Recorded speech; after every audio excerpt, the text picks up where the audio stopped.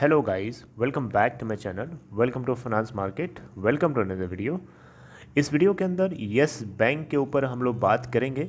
Yes bank में क्या आप कहीं करोड़पति बनने का सुनहरा मौका तो नहीं गंवा रहे हैं, या क्या आपको यहाँ पे बल्क में आपको बाइंग करनी चाहिए या अभी होल्ड करना चाहिए आपको, मतलब क्या करना चाहिए यस बैंक के अंदर, क्या सिचुएशन चल रही है, इसके ऊपर हम लोग डिस्कस करेंगे इस वीडियो के अंदर। सबसे पहले फ्राइडे वाले दिन की एक क्विकली सिचुएशन देख लेते हैं कि किस तरीके की ट्रेडिंग हुई। फ्राइडे के दिन 12.30 की ओपन प्राइस दिया, वहाँ से 12.20 का लो एंड 12.35 का हाई, 11.70 का लोअर सर्किट लगा था और 12.90 का अपर सर्किट लगा था।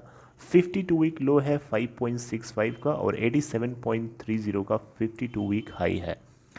83.9 मिलियन टोटल वॉल्यूम ट्रेड होता है एनएससी के ऊपर, बीएससी के ऊपर, और एनएससी के ऊपर 83.9 मिलियन और बीएससी के ऊपर जो है 20.1 मिलियन वॉल्यूम ट्रेड होता है। मार्केट कैप अगर आप देखें तो 30,792.48 करोड़ है। डिलीवरी परसेंट की बात करें तो बीएससी के ऊपर 39.51% की डिलीवरी उठाई गई।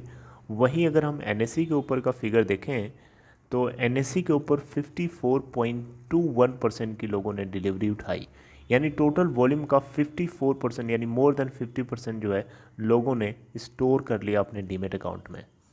रिटर्न प्रोफाइल की हम लोग थोड़ी सी बात कर लेते हैं। एक हफ्ते के अंदर रिटर्न परसेंट येस बैंक का -0.81% है, एक महीने का 7.52% का नेगेटिव रिटर्न, 3 महीने का 8.55 का नेगेटिव रिटर्न, 6 मंथ्स का देखें तो 53.23% का नेगेटिव रिटर्न और 82.10% का ह्यूज नेगेटिव रिटर्न है येस बैंक के थ्रू। तो आप देखिए तो काफ़ी ज़्यादा नेगेटिव रिटर्न है शॉर्ट टर्म में, और इवन एक साल का भी अगर आपने देखें तो नेगेटिव ही है। तो इस समय दिमाग में क्वेश्चन आता है कि येस बैंक की सिचुएशन क्या चल रही है, येस बैंक में हमें क्या करना चाहिए, अभी हमें बल्क में बाइंग करना चाहिए कि नहीं करना चाहिए, क्या ये आगे जा कर के हमें करोड़पति बना सकता है, क्या ये ह्यूज बड़े बैंकों में क्या फिर से अपनी पोजीशन को एक्वायर कर सकता है, बना सकता है। तो इसके ऊपर हम लोग बात करेंगे, बट बिफोर दैट मैं आपसे कुछ इसके फाइनेंशियल्स को देख लेते हैं। फाइनेंशियल्स को देखने के बाद थोड़ा सा आइडिया लगेगा कि क्या एक्चुअली में चल रहा है यहाँ पे। अगर हम फाइनेंशियल्स की बात करें तो फर्स्ट ऑफ ऑल इंटरेस्ट हम बात करेंगे, इंटरेस्ट अर्न की। सितंबर 2020 क्वार्टर और जून 2020 क्वार्टर को हम लोग कंपेयर करेंगे। जून 2020 क्वार्टर में 5,486.01 करोड़ का इनको कंसोलिडेटेड इंटरेस्ट अर्न हुआ था। मैं कंसोलिडेटेड की मैं बात करूंगा, स्टैंड अलोन की बात नहीं करेंगे। वहीं अगर हम सितंबर 2020 क्वार्टर की बात करें तो 5,245.10 करोड़ का इनको इंटरेस्ट अर्न हुआ था। एक्सपेंडिचर की बात करें तो आप देखें यहाँ पे तो इंटरेस्ट अर्निंग में थोड़ा सा डाउन हुआ है। 5,486.01 करोड़ का था जून क्वार्टर का, और इस बार 5,245.10 करोड़ का है। ओके, एक्सपेंडिचर अगर आप देखें तो 4,990 यानी 4,990.62 करोड़ का था। एक्सपेंडिचर अगर हम सितंबर 2020 क्वार्टर की बात करें तो एक्सपेंडिचर में थोड़ी सी कमी आई है, 4,621.21 करोड़ की। इसके बाद हम लोग बात करते हैं सीधे सीधे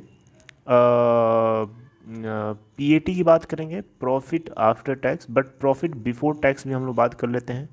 जून 2020 क्वार्टर में इनको जो प्रॉफिट हुआ था बिफोर टैक्स 48.84 करोड़ का।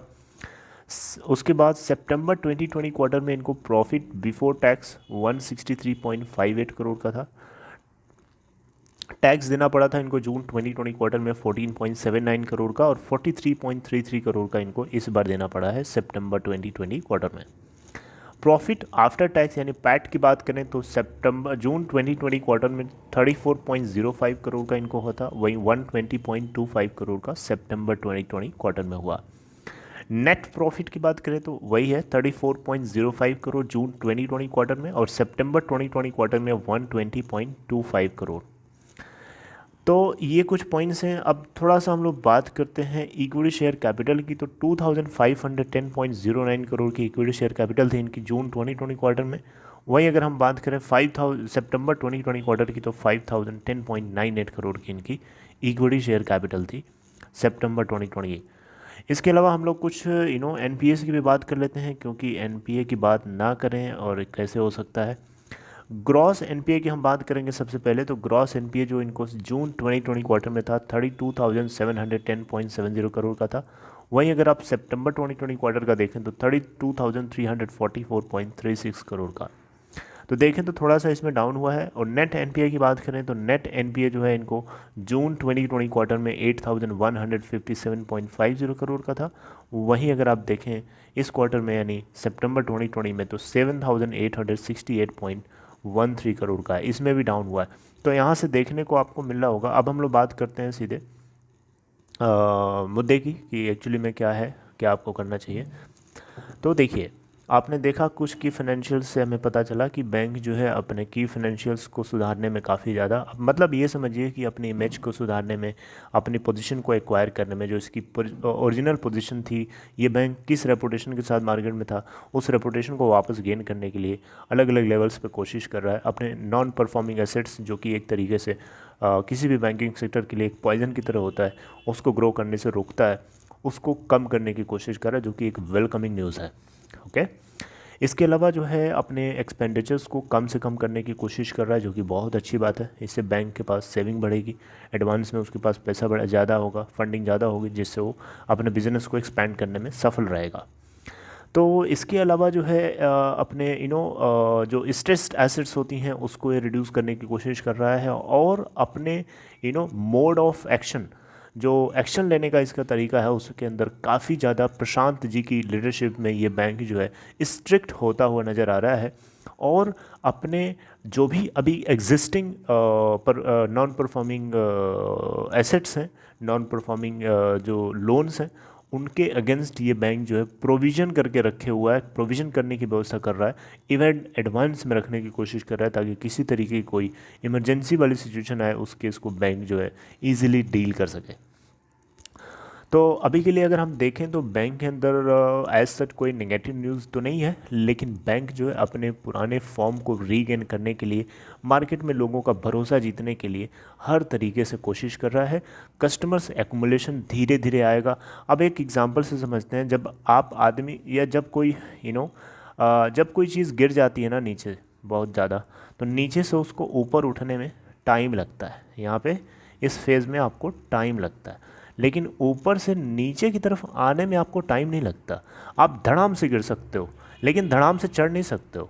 ठीक है, तो यहाँ पे यस बैंक के साथ सिचुएशन कुछ ऐसी है। यस बैंक के साथ सिचुएशन ऐसी है कि यस बैंक जो है गिर तो पहले से रहा था, लेकिन वो चीज़ लोगों की नज़रों में नहीं आ पा रही थी, है ना। लेकिन जैसे ही की फाइनेंशियल रिलीज़ किए गए यस बैंक के थ्रू, तब वो धड़ाम से नीचे गिरा, राणा कपूर की अंदर ही अंदर खोखलेबाजी के चक्कर में। ठीक है, और एक लेवल पे आकर के यस बैंक को सपोर्ट मिलता है आरबीआई और स्टेट बैंक ऑफ इंडिया की सुपरविजन के अंदर, और वहाँ से धीरे धीरे जो बैंक है धीरे धीरे चल रहा है, धीरे धीरे चल रहा है। ऐसा नहीं है कि अचानक चढ़ जाएगा, ये तो पॉसिबल ही नहीं है। ठीक है, धीरे धीरे चढ़ने की कोशिश कर रहा है। तो इस सिचुएशन में क्या करना चाहिए? क्या आपके दिमाग में इस तरीके का क्वेश्चन आ रहा है कि यहाँ पे हम लोग किसी पोजीशन में कहीं पे यहाँ पे हम बाइंग कर लें इस जगह पे, या इस जगह पे बाइंग कर लें, या यहाँ पे जाके बाई करें, है ना। तो देखिए यहाँ पे क्या है कि आप जो है अगर पहले से कहीं हाई पॉइंट पे बाई करके रखे हो तो आप एवरेजिंग कर सकते हो, थोड़ी थोड़ी क्वांटिटी में। बल्क में आप इन्वेस्टमेंट ना करिए, मेरी तरफ से ये सलाह नहीं रहती है। थोड़े थोड़े इन्वेस्टमेंट कर सकते हैं आप, एवरेजिंग करके अपने इनिशियल बॉट प्राइस को नीचे ले आ सकते हैं। जब ये ऊपर की तरफ जर्नी देखेगा उस समय आपको बेनिफिट्स हो सकते हैं। रही बात आपके इन्वेस्टमेंट करने की, तो आप नए हो, इन्वेस्टमेंट करना चाहते हो, तो थोड़ी थोड़ी क्वांटिटीज़ में आप बाइंग करिए। क्या पता ऐसा भी हो कि ये सडनली ऊपर चढ़ जाए 20-25, फिर आपके हाथ में ही ना आए, फिर क्या करोगे? तो इसलिए मैं आपसे कहता हूँ कि अगर आप इच्छुक हैं, अगर आप इंटरेस्टेड हैं, तो आप बहुत थोड़ी थोड़ी क्वांटिटी में, जब जब ये थोड़ा नीचे आए, 50 पैसे के डिफरेंस में जब नीचे आए, या फिर आपका एक लेवल होना चाहिए, सेट कर लीजिए कि हाँ मुझे 20-20 पैसे जब भी नीचे आए, हाँ मैं इसमें 1000 रुपीज़ इन्वेस्ट कर दूँगा या 500 इन्वेस्ट कर दूँगा। बहुत थोड़ी थोड़ी क्वांटिटी में इन्वेस्ट करिए, और उसका रिज़ल्ट तब आपको मिलेगा जब ये बैंक बहुत ऊपर चढ़ जाएगा। बहुत ऊपर चढ़ने में लगेगा टाइम, क्योंकि बैंक जो है बहुत बुरी तरीके से गिर चुका था।